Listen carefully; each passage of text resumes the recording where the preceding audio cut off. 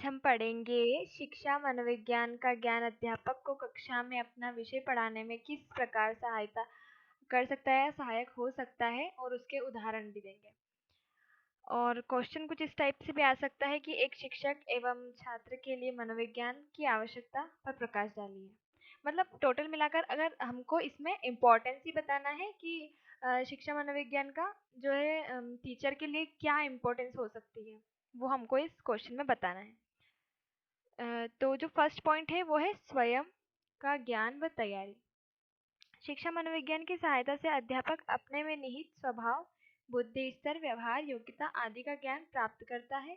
यह ज्ञान उसे शिक्षण कार्य में सफल बनाने में मदद करता है और इस प्रकार उसकी व्यावसायिक तैयारी में अत्यधिक योग देता है।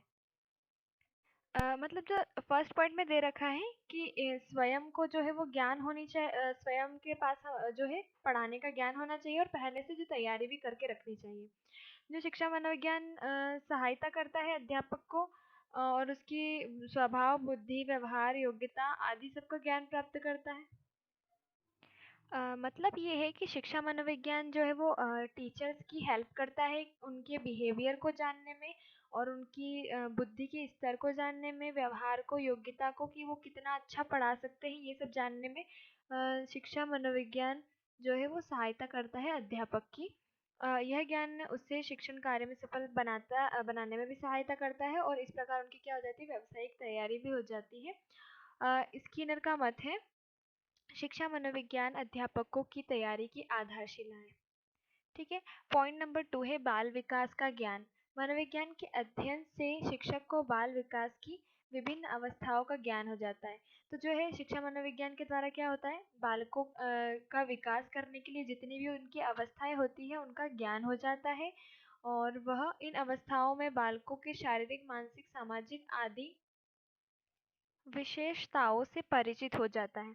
मतलब वो बालकों की सारी अवस्थाएं समझ लेता है और शारीरिक, मानसिक, सामाजिक आदि सभी विशेषताओं से क्या हो जाता है, परिचित हो जाता है कि बालक का जो है वो शारीरिक विकास कैसे हो रहा है या नहीं, मानसिक विकास हो रहा है या नहीं, ये सब जानने में क्या है, शिक्षक को सहायता मिल जाती है।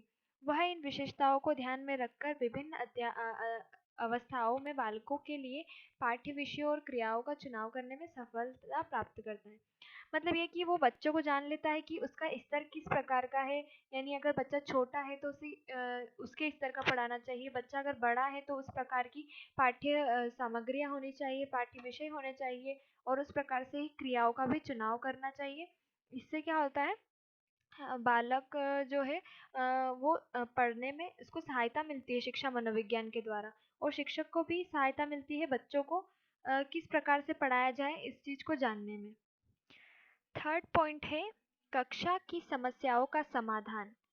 ठीक है, कक्षा में जो भी प्रॉब्लम्स आती है बच्चों को उनकी समाधान के लिए भी शिक्षा मनोविज्ञान का ज्ञान जरूरी होता है। कक्षा की मुख्य समस्याएं हैं अनुशासनहीनता, बाल अपराध, समस्या बालक, छात्रों का पिछड़ापन आदि। मतलब जो भी क्लास में क्या क्या प्रॉब्लम्स आ सकती है, एक तो ये आ सकती है कि बच्चे जो है वो डिसिप्लिन बनाकर नहीं रख रहे हैं, तो उन्हें किस प्रकार से बच्चों को मतलब डिसिप्लिन में ला सकें और बच्चों को मारने पीटने से वो डिसिप्लिन में नहीं आते हैं और किस प्रकार से वो आते हैं, ये सब हमें शिक्षा मनोविज्ञान के द्वारा ही पता चलता है। और बाल बाल अपराध हो सकता है, बच्चे मारपीट करते हैं, तो इस प्रकार की समस्याएं भी कक्षा में आती हैं।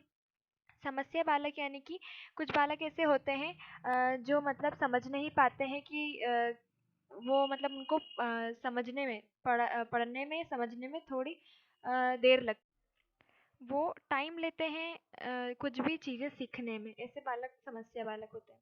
और छात्रों का पिछड़ापन यानी कि हो सकता है कि वो पिछली कक्षा में ठीक से पढ़कर नहीं आए हो, जिससे वो बच्चे क्या है पिछड़ चुके हो, तो हमें इस चीज़ का भी ज्ञान होना चाहिए कि बच्चा अगर पिछड़ा हुआ है तो उसे किस प्रकार से पढ़ाया जाए। तो ये सब समस्याएं हमारे सामने आती हैं। शिक्षा मनोविज्ञान शिक्षक को इन समस्याओं के कारणों को खोजने और इनको दूर करने में सहायता देता है।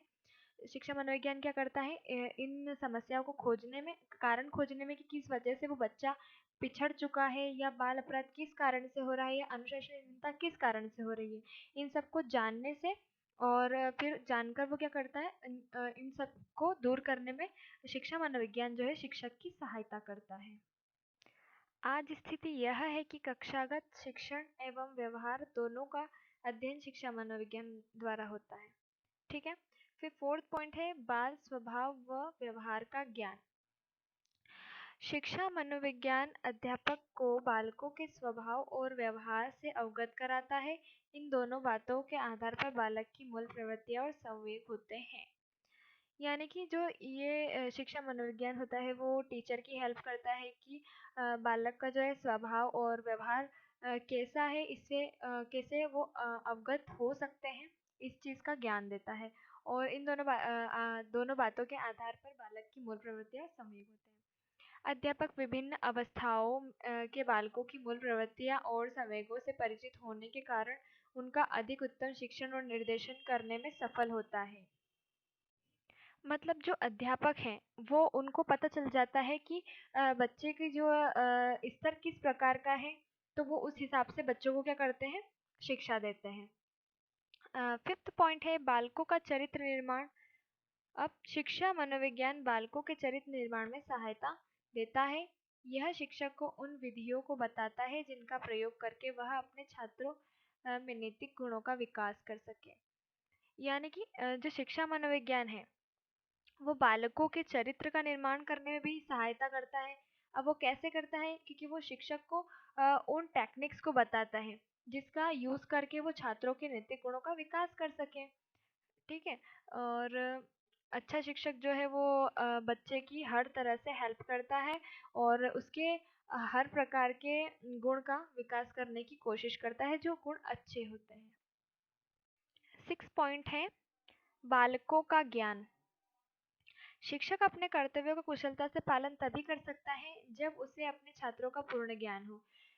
यानी कि देखो, कोई भी छात्र है तो वो अपने शिक्षक की सारी बातें मानता है और ये एक टीचर को पता होता है कि ये अपनी सारी बातें मानता है। तो एक जो शिक्षक होता है ना, वो अपने कर्तव्य को कुशलता से अच्छी तरह से तभी पालन कर सकता है जब उसका छात्र जो है पूर्णतः उसका ज्ञान हो छात्र का, कि उसे पता हो कि हाँ ये अपनी बात मान सकता है। वह भले ही अपने विषय और उसके शिक्षण में अद्वितीय योग्यता रखता हो, पर यदि उसने अपने छात्रों का ज्ञान नहीं है तो उसे पग पग पर निराशा को अपनी सहचरी बनाना पड़ता है। मतलब ये है कि एक टीचर को अपने जो भी विद्यार्थी है जिनको वो शिक्षा दे रहे हैं उनका उनका नेचर पता होना चाहिए कि बच्चे किस प्रकार से हैं और इन्हें वह शिक्षा देने में सफल हो सकेंगे या नहीं। और भले ही वो अपने विषय में कितने ही विद्वान हो, लेकिन अगर उन्हें छात्रों के बारे में, छात्रों के नेचर के बारे में नहीं पता होगा तो उन्हें पग-पग पर क्या है, निराशा ही मिलेगी। किसी विषय और किसी शिक्षण में योग्यता होना एक बात है, पर उनको छात्रों की रुचियों और क्षमताओं के अनुकूल बनाना दूसरी बात है। अब एक शिक्षण में भले ही कितनी भी योग्यता हो, लेकिन अगर वो अपने स्टूडेंट्स को ठीक से जान नहीं पाए हैं, उन्हें कैसे पढ़ाना है और छात्रों की रुचि किस प्रकार से पढ़ने में होगी, ये नहीं जान पाए हैं, तो उनके पढ़ाने का कोई मतलब नहीं है। मतलब उनको बालकों का ज्ञान होना चाहिए। अब सेवंथ पॉइंट है अनुशासन में सहायता। यानी कि शिक्षा मनोविज्ञान अनुशासन में भी सहायता करता है। कैसे? शिक्षा मनोविज्ञान अध्यापक को अनुशासन स्थापित करने और रखने की अनेक नवीन विधियां बताता है। यानी शिक्षा मनोविज्ञान जो है वो अध्यापक को बताता है कि आपको बच्चों को अनुशासन में कैसे लाना है और किस प्रकार से वो बच्चे अपने जीवन भर अनुशासित रहें, ये टेक्निक भी बताता है। इस संबंध में मेलवी ने लिखा है, जो शिक्षक अपने छात्रों की रुचि के अनुसार शिक्षा देते हैं उनके सामने अनुशासन की कठिनाइयां बहुत कम आती हैं। मतलब जो मेलवी हैं उनका कहना है कि जो शिक्षक अपने छात्रों की रुचियां, इंटरेस्ट कैसा है और उसके अनुसार ही उनको जो है शिक्षा देते हैं, एजुकेशन देते हैं, तो उनके सामने ये डिसिप्लिन वाली जो है कठिनाई नहीं आती है, क्योंकि बच्चे जो है ऐसे टीचर से ही पढ़ना चाहते हैं जो उनके इंटरेस्ट का कुछ पढ़ाएं।